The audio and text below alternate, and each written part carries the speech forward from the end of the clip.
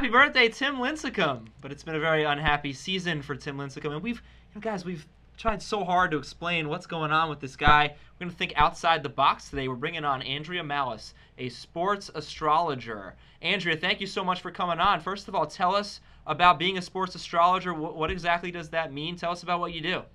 Yeah, well, great to be on. Thank you. Basically, I've been an astrologer for over 20 years. I started blending astrology and sports, specifically baseball, in 2001 when I was at an A's game, and I started studying Barry Zito's chart. And I called in on the A's post-game show, Extra Innings, and I was a hit, and they signed me up. I was the astrologer for 5 years, including during the Moneyball era. And currently, I'm the astrologer on KNBR, which is the Giants' flagship radio station, and 95.7 The Game, and ESPN. So basically, in a nutshell, baseball and astrology run in cycles. So sports astrology gives you a winning edge. I refer to it as a legal performance enhancer. It provides valuable information for athletes at all levels of team management. So basically, you want to see whose bat is heating up, who's injury prone. It illuminates mental, physical, and emotional game and the timing, because the timing is everything in regular life and in sports. So it maximizes investments in terms of discerning performance cycles, injury proneness, advantageous trades, free agents, draft choices, contract signings, clubhouse chemistry, you name it. It basically illuminates the physical, mental, and emotional game for athletes. Well, before we get to Lincecum, you mentioned Barry Zito. We were going to ask you about him. What do you think about Barry Zito? He's been surprisingly effective this year. Here on our show, we're not necessarily buying into it. What do you think about Mr. Zito? Well, you know what's real interesting? Barry Zito, let me mention his birth date, May 13, 1978, Las Vegas, Nevada. He's the poster child of not signing an athlete when they're on a cusp of a low-energy cycle. And what I mean by that is certain planetary cycles last for 2 to 3 years at a time. So if you sign an athlete based on past performance, i.e., oh, he was great with Oakland, he won a Cy Young, he was 23-5, his ERA was under 3, there's no guarantee you're going to get the same player. So the paradigm of the old paradigm of baseball going on past performance, I don't agree with. I look towards future performance. So basically, Barry Zito was signed on the cusp of a low-energy cycle to his Mars. Mars is a crucial planet for an athlete. Rules energy, assertion, aggression. He was already on that edge when he was signed. It lasted 3 to 4 years with the Giants. And I live in the Bay Area, so I saw firsthand the exasperation with him. So with these planetary cycles, there's no way out but through. Neptune, planet of confusion, lethargy, was opposing his Mars 3-4 years. Also, interestingly enough, Alex Smith, the 49ers quarterback, had a similar fate and finally straightened out and got it together. So now Jupiter, the planet of expansion, abundance, optimism, good fortune, that was in Taurus the past year. It just went into Gemini last Monday, so cheer up, Geminis. Hang in there.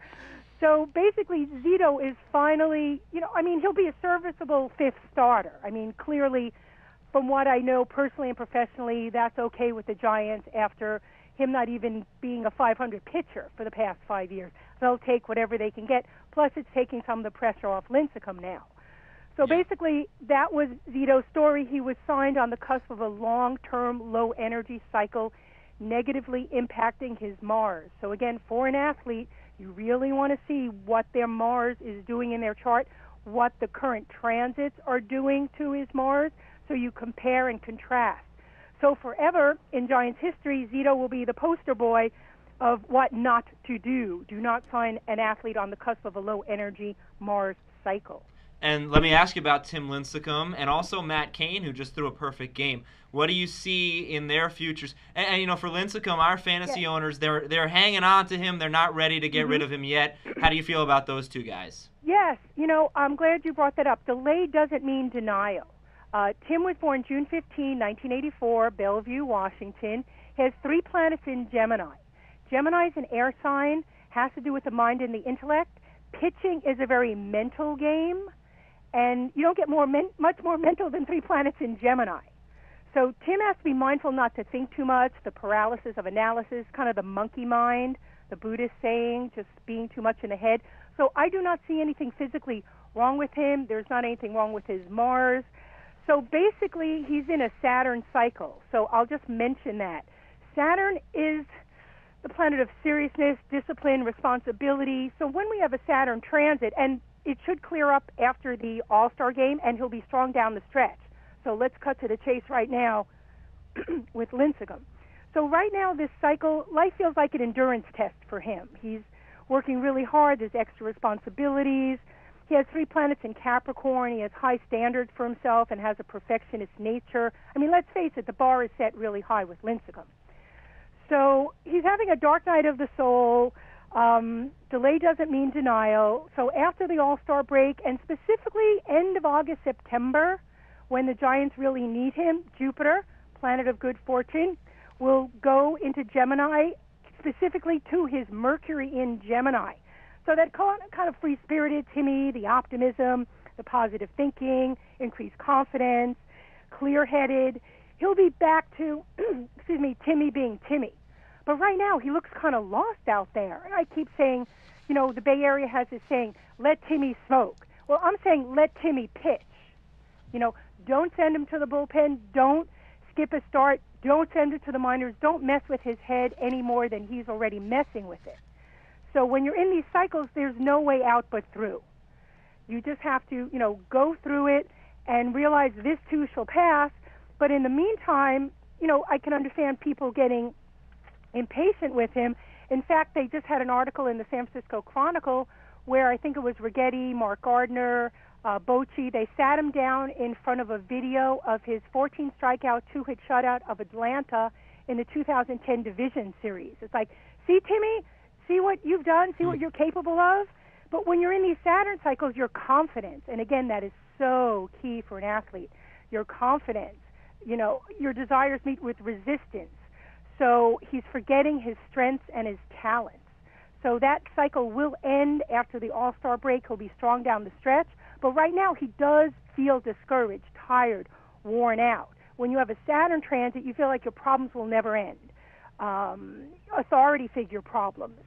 So, the good news is he's going to pitch through it. He's going to gain a lot of depth in his personality and character. I mean, Saturn, we learn by adversity sometimes.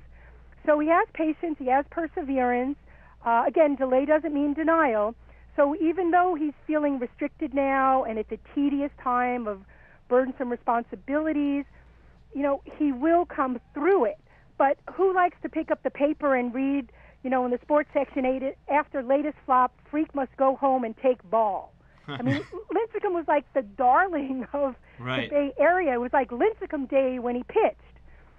So this is a Saturn cycle when your confidence is at an all-time low. You're more insecure. Others may be critical and disparaging. And this is probably the first time in his major league life. He had a slump in August of 2010, but nowhere near the magnitude of this. Andrea, Matt Cain, on the flip side of Lincecum, just pitched a perfect game. We've seen a lot of pitchers with these no-hitters then just kind of go out the next couple starts and not do much. Real quick, what do you see with Matt Cain coming up? Good, bad? Yeah, what was interesting? Let me mention Matt Cain, October 1, 1984, same year as Lincecum. He's a Libra, and for something like a perfect game to manifest, you need a quick trigger planet, and you need a more long-term positive transit. So the quick trigger planet, the Sun in Gemini right now, we're in Gemini time, opposed his Mars in Sagittarius, and again, Mars, energy, assertion, aggression, important planet for an athlete, so highly competitive. Very, very strong, very focused. The longer-term transit, Uranus, planet of expect the unexpected, opposing his Sun. So usually, sometimes in life, we have expect the unexpected. It's not necessarily a good thing. In Matt Cain's case, it was. So, I think, his chart should be fine. I don't see any major red flags. Last year, however, he had a couple of Saturn transits. He finished, I think, 13 and 12 with like an under 3 ERA. He just did not get any run support. I mean, that was out of his control. So he actually pitched better than his record. Now he's 8-2, and his ERA is like 2.53. So, you know, he's really doing well. So I see no red flags in his chart. So that's kind of nice. He's, again, picking up some of the slack for Lincecum, because now he's the ace. They're going back and forth. Andrea, Albert Pujols has had some ups and downs, obviously, in his early time here with the Angels. What do you see for him going rest of the year? Yes, Albert Pujols. We have January 16, 1980, Santo Domingo, Dominican Republic. Just a quick disclaimer, if I may, guys. Dominican Republic birthdays can be inaccurate, i.e., players make themselves several years younger. Case in point, El Duque. I think Santiago Casilla with the Giants had a different name, a different identity, different birth date. But based on the information I have at my disposal, he's a Capricorn, very hardworking, responsible. I remember I met him briefly at Tony La Russa's Animal Rescue Foundation benefit when he was with the Cardinals. You know, very, you know, serious, determined person. Now, he's again in a Saturn cycle. So Saturn, internal pressure, frustration, inhibition, sort of a tedious time for him. And, of course, the home runs are way down. Also, there's some different astrocartography when you move from one team to another. But everything else being equal, his chart does look better down the stretch. But, you know, clearly the home runs are way down, and that could be a disappointment for someone thinking, again, he'd be fantastic like he was the previous years.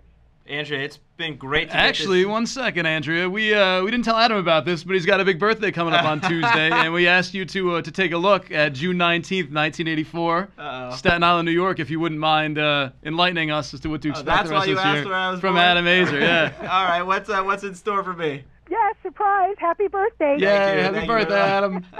Adam, you know, this is quite a cosmic coincidence. You were born 4 days after Tim Lincecum? Yeah. Yeah. Yeah. Same year, everything, yeah. Same year, yeah. How about that? Yeah. But they don't call me the freak. That's the good thing. Well, the day is young. Yeah, that's true. So basically, Adam, you're heading into, as is Tim, what's known as the Saturn return, which is a cycle of endings and new beginnings that happen to everyone around 28, 29. A lot of people get married, divorce, have kids around that time, make huge career decisions. So it's a very karmic cycle, and it happens at 28, 29. So if you look at your friends, you can see they probably made some big career choices, and there's been a lot of exciting shifts in their life. So very exciting year. The freak is kind of a mirror of your chart, but again, he has a different rising sign. But nonetheless, here you are, a Gemini in the communication business. I couldn't think of a better career for you. Well, thank you. And ladies, be on the lookout. It's going to be a big year for me. That's right. Andrea, thank you so much. This was great stuff. We really appreciate your time. Yeah, pleasure to be of service. Stick around here on Fantasy Baseball 360. We've got a lot more for you.